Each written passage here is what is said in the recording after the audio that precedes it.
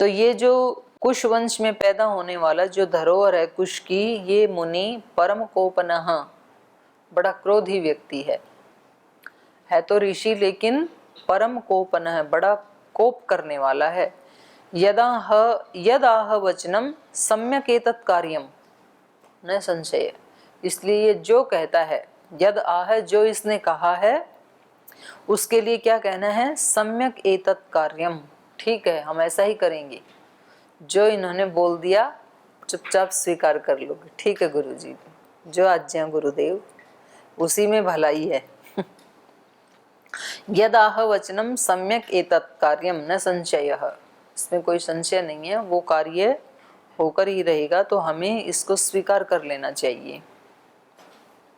क्योंकि अग्निकल्पो ही भगवान शापम दास्यति रोषत, जब वशिष्ठ के पुत्रों को निपटा दिया तो अपने को कितनी देर लगेगी, अगर इसका कहना नहीं माना अपने को भी शाप मिल जाएगा। शापम दास्यति रोषत, ये जो हैं अपने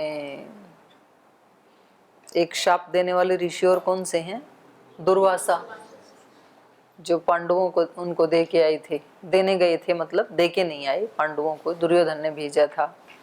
और एक ऐसे ही हैं अपने ये जिन्होंने सृष्टि को कई बार खाली कर दिया था क्षत्रियों से, परशुराम जी, तो ऐसे होते थे, ऐसे तो कई उदाहरण हैं। तो या तो वो जैसे कहीं वैसे ठीक ठीक करना है, और नहीं किया तो सीधा शाप। तो इसका मतलब है कि पुलिस डिपार्टमेंट भी ऋषियों के पास ही था, जब चाहे उसको कंट्रोल कर लें, दंड दे दें, जब चाहें तो ठीक ठीक काम करे तो उसको वरदान भी दे दें, तो ऐसी शक्ति उनके पास होगी उस समय।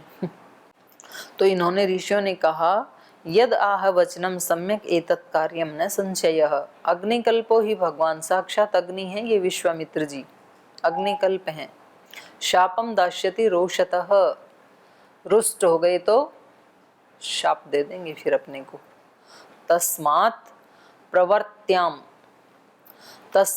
प्रवर्त्याम यज्ञ सशरीरो यथा दिवि गच्छेदिक्ष्वाकुदायादो विश्वामित्रस्य तेजसा, ततः प्रवर्त्याम यज्ञ सर्वे समधितिष्ठतः, एवं मुक्त्वा महर्षयः संजहृस्तः क्रियास्तदा, याजकश्च महातेजा विश्वामित्रो भवत्क्रतौ, ऋत्विजाश्चानुपूर्वेण मन्त्रवन्मन्त्रकोविदाः, चक्रो सर्वाणि कर्माणि यथा कल्पं यथा विधि, ततः कालेन महता विश्वामित्रो महातपाः।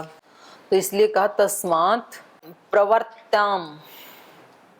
प्रवर्त्यताम यज्ञ सशरीरो यथा दिवि, इसलिए हमें इस तरह की यज्ञ में प्रवृत्त होना है, यथा जिससे इक्ष्वाकु दायाद, इक्ष्वाकु कुल में पैदा होने वाला ये जो राजा है, ये सशरीरो दिवि गच्छेत, शरीर सहित स्वर्गलोक को चला जाए, ऐसा हमें यज्ञ का अनुष्ठान करना है।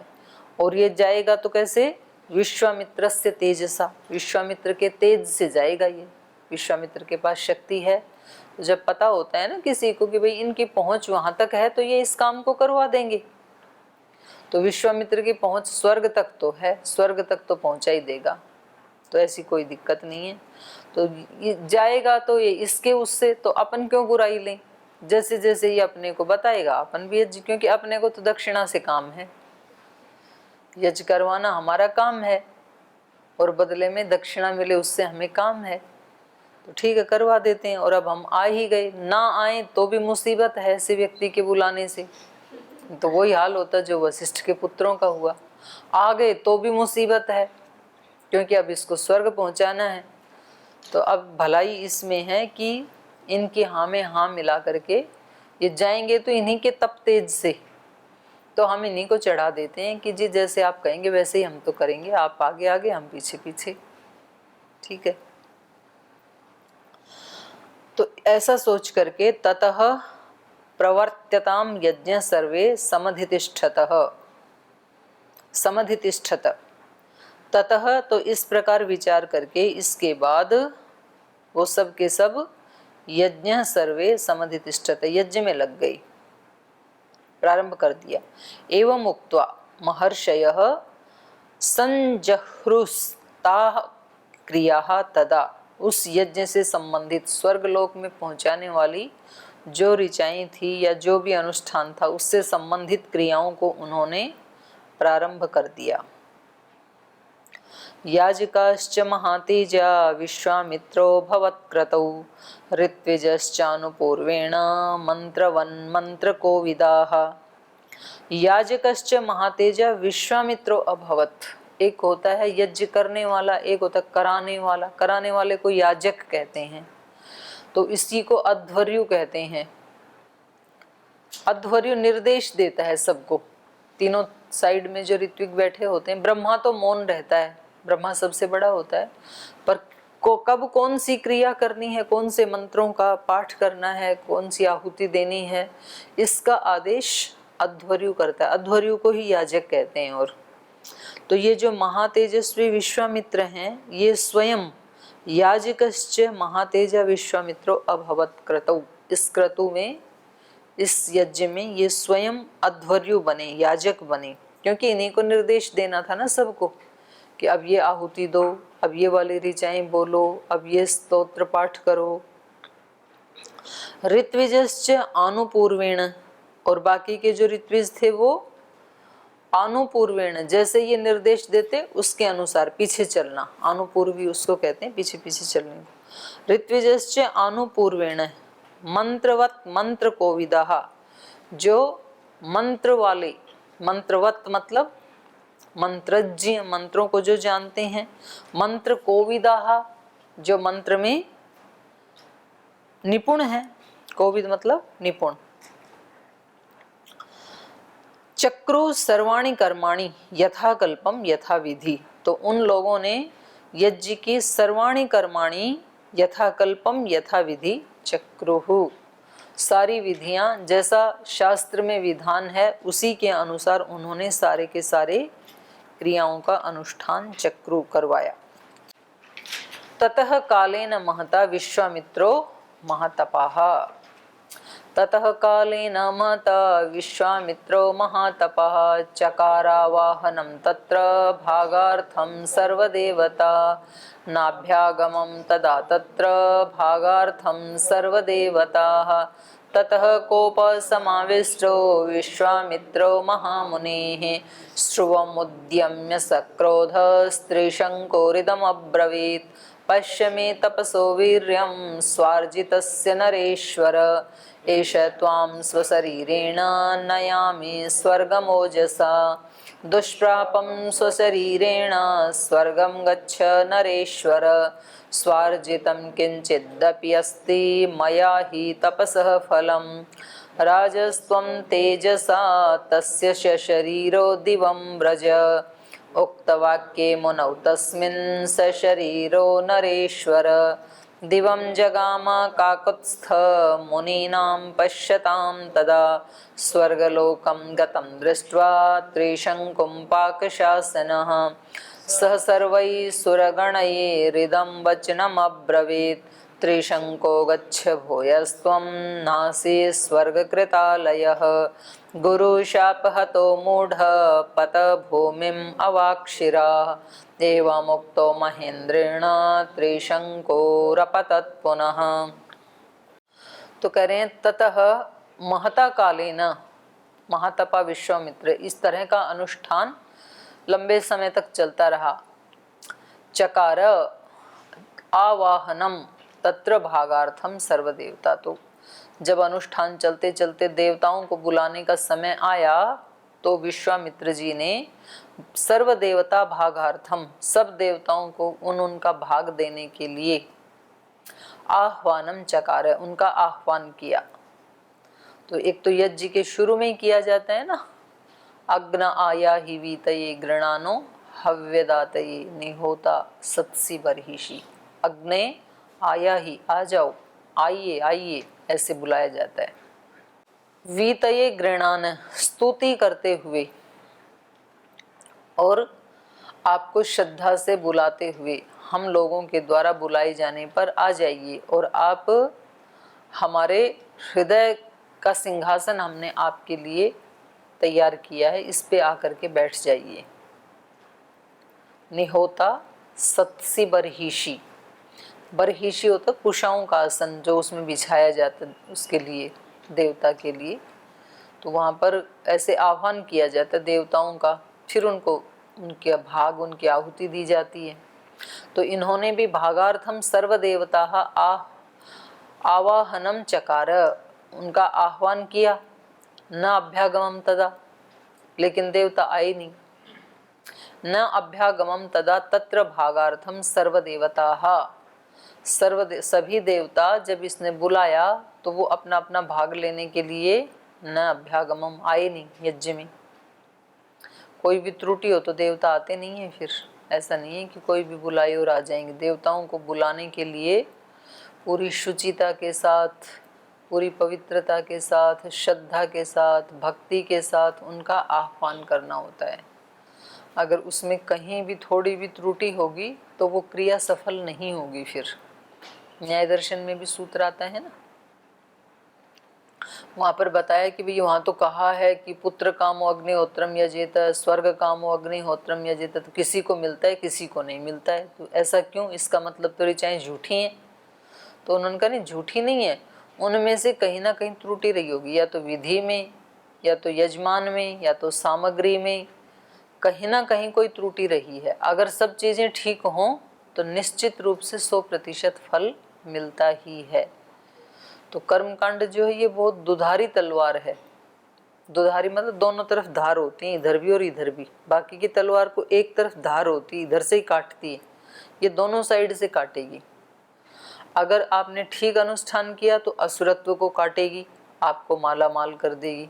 अगर ठीक अनुष्ठान नहीं किया तो आपको काटेगी, फिर आपको दंड मिलेगा। फिर तो ये पवित्रता से करना चाहिए। यदि कर्म कांड वाला जो फील्ड है इसको यदि करते हैं तो बहुत श्रद्धा से करना चाहिए। तो इनके यहाँ पर जो भी इनके अहंकार के कारण या जो भी त्रुटि रही हो, न अभ्यागमम तदा, इनके आह्वान करने पर वो आए नहीं। क्योंकि देवताओं को भी तो आने के लिए अनुकूल एनवायरनमेंट चाहिए ना। जहाँ नहीं है वैसा एनवायरनमेंट वहाँ नहीं आएंगे।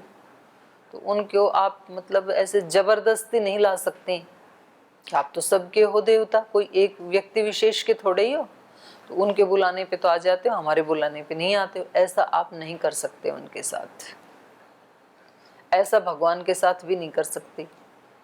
विश्वामित्र जी कहें कि आपने वशिष्ठ को तो ब्रह्म ऋषि का पद दे दिया और मेरे को इतना तप करने के बाद भी राज ऋषि का दिया, तो आप ऐसा कैसे कर सकते हैं? तो ये इल्जाम ये नहीं लगा सकते उनके ऊपर, तो देने वाले की मर्जी है। आप ये ब्लेम माता पिता गुरुजनों पे भी नहीं कर सकते कि एक ही तो माँ है, एक ही तो पिता है सब बच्चों का, इनको तो इतना प्यार करते हो, हमारे को बिल्कुल नहीं करते हो। तो ऐसा कह करके तो आप और भी ज्यादा उनकी प्रीति से वंचित हो जाएंगे, क्योंकि उनके हृदय को ठेस लगती है। तो माता पिता गुरुजनों का प्रेम यदि चाहिए तो क्या करें? उनके हृदय को तृप्ति मिले वैसे कर्म करें, वैसे ही वचन बोलें। वो तृप्त होंगे तो फिर उसको रोक नहीं सकते हैं, आशीर्वाद को फिर उनके वश में नहीं होता है। जैसे गाय के पास उसका छोटा बछड़ा जाता है तो वो उसके स्तनों से खुद ही दूध गिरने लगता है, वो रोक नहीं सकती है।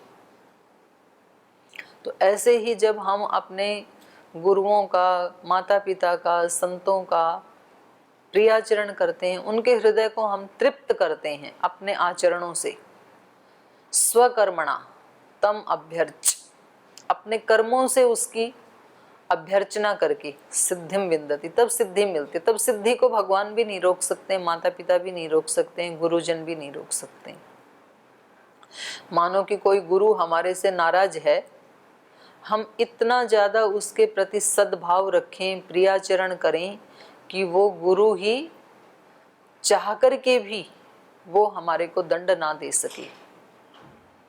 गुरु विरजानंद जी ने प्रहार किया महर्षि दयानंद के ऊपर, बांस का डंडा लेके उनको पीटा। उन्होंने सफाई की और कूड़ा वहीं छोड़ दिया, उठाया नहीं। तो उनके पैर में लगा, प्रज्ञा चक्षु थे ना, जोर से पीटा उनको कि इतना ज्यादा प्रमादी हो आप लोग, सफाई की क्यों थी फिर जब कूड़ा उठाना ही नहीं है। तो महर्षि दयानंद थोड़ी देर के बाद उनकी कुटिया में गए और उनके चरणों में गिर के रोने लगे। तो उन्होंने कहा कि क्या चोट ज्यादा आई क्या? उनको लगा कि भाई इसको कष्ट हुआ होगा इसलिए रो रहा है। तो उन्होंने कहा नहीं, मेरा तो मैंने व्यायाम प्राणायाम कर करके वज्र का शरीर बना रखा है, तो मेरे को तो क्या फर्क पड़ना था, पर आपके हाथ में जरूर चोट लगी होगी। तो अब उसके आगे गुरुजी कृपा रोक पाएंगे क्या अपनी? फिर नहीं रोक सकते। गुरुजी चाहें तो भी नाराज रह नहीं सकते हैं। तो ये सब चाबी जो है वो मनुष्य के पास ही है, शिष्य के रूप में भी, पुत्र पुत्री के रूप में भी, भक्त के रूप में भी, साधक के रूप में भी, किसी भी रूप में कुछ भी उपलब्ध करने की चाबी उसी के पास है। वो जो चाहे प्राप्त कर सकता है, लेकिन जबरदस्ती नहीं ले सकता, किसी से भी नहीं ले सकता।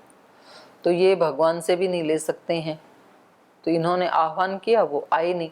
थोड़ी देर के लिए व्यक्ति प्राप्त कर भी लेगा जबरदस्ती। मान लो वो कोर्ट में चला गया कि आप इसके भी पिता हैं, हमारे भी पिता हैं, तो कैसे नहीं देंगे आप?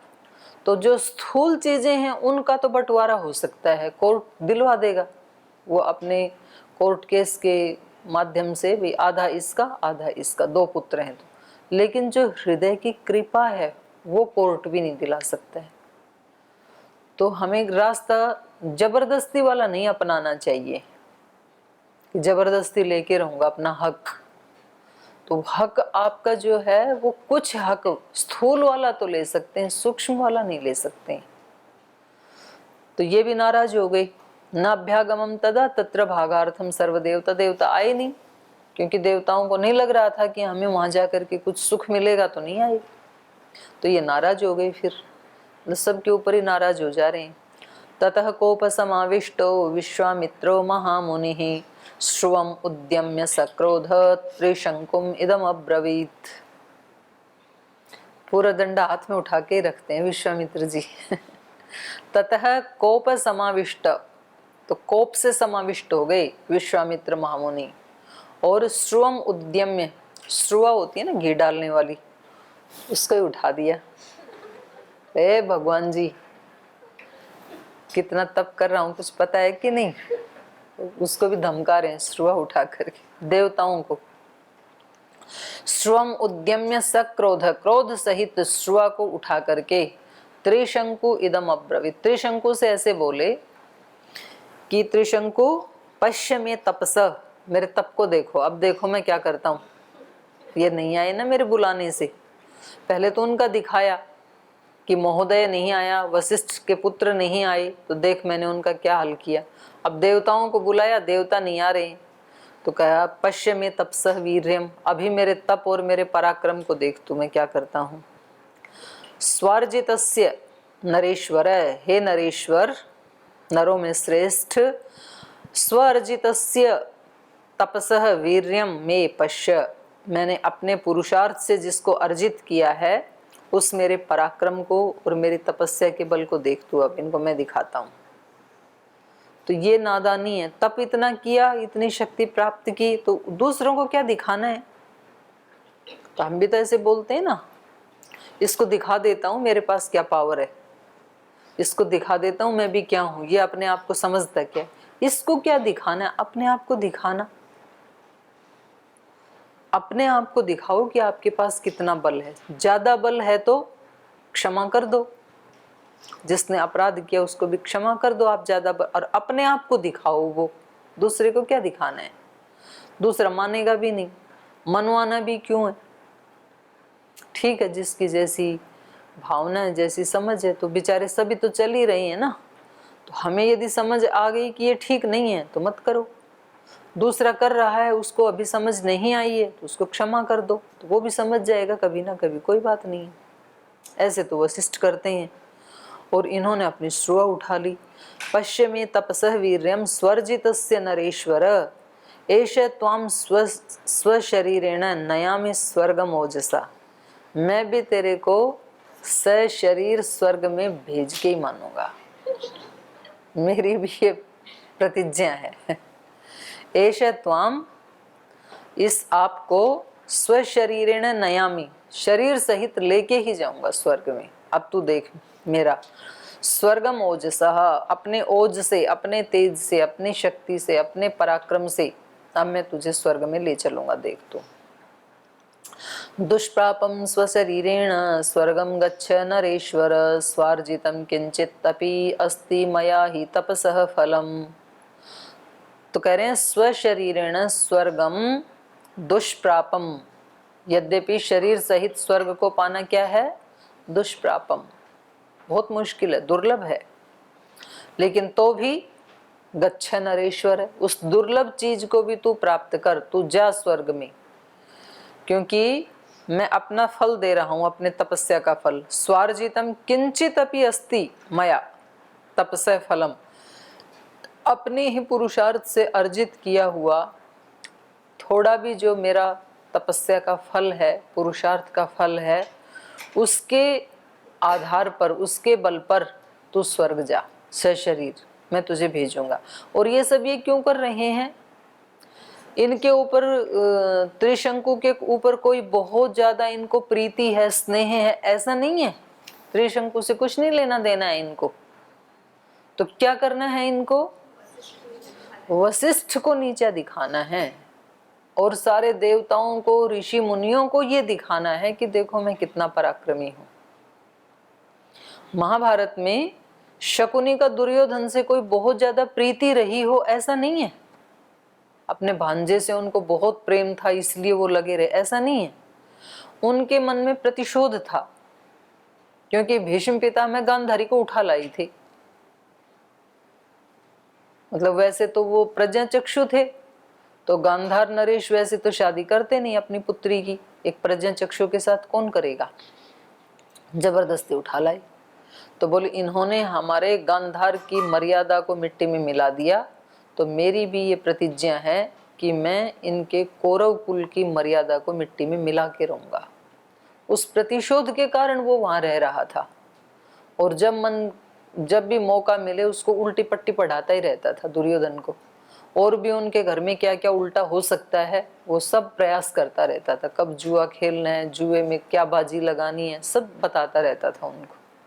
तो विश्वामित्र को भी उसके मन में प्रतिशोध है, तो प्रतिशोध के कारण वो कह रहा है मैं अपना सारा का सारा तपस्या का फल देकर के भी तुझे स्वर्ग भेजूंगा। क्योंकि वशिष्ठ ने मना किया ना कि शरीर तुम नहीं जा सकते हो, तो मैं भेज के ही मानूंगा, ताकि उनकी बात को झूठा सिद्ध किया जा सके।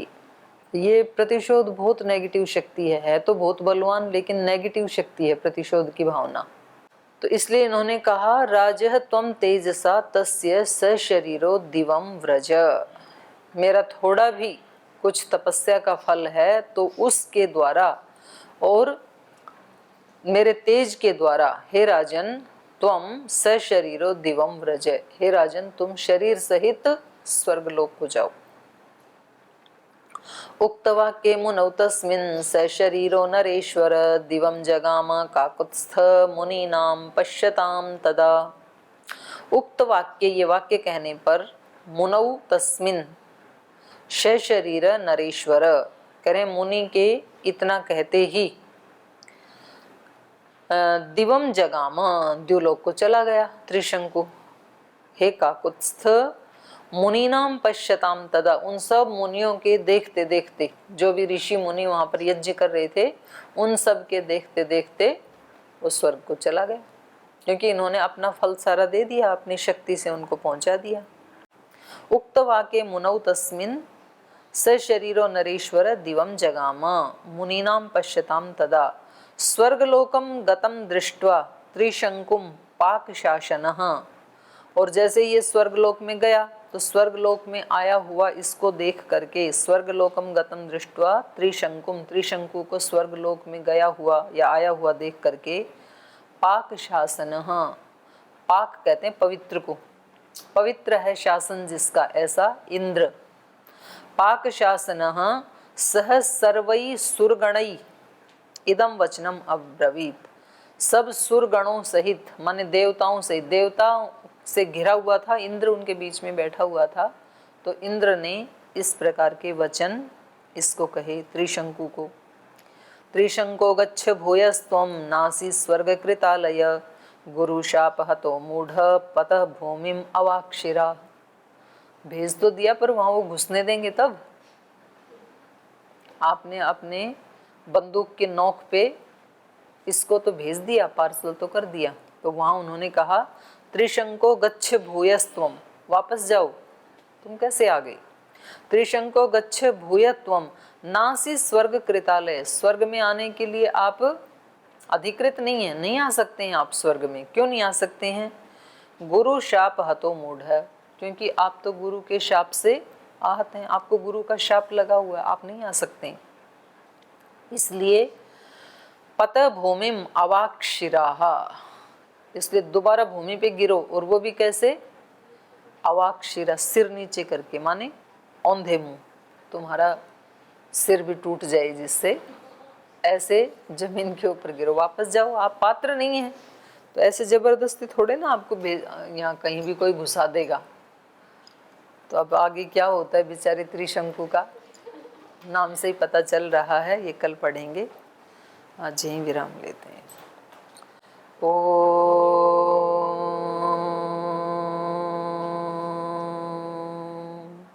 शांति शांति शांति।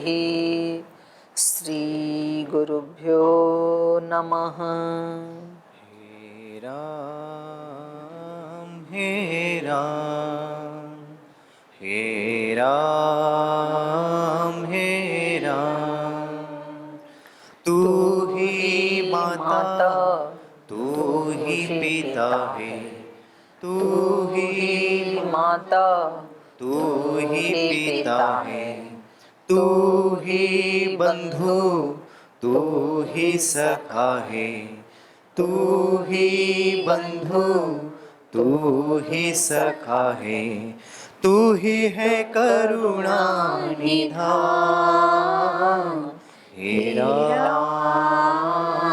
हे राम हे राम हे राम, तू अंतर्यामी सबका स्वामी, तू अंतर्यामी सबका स्वामी, तेरे चरणों में कोटि प्रणाम।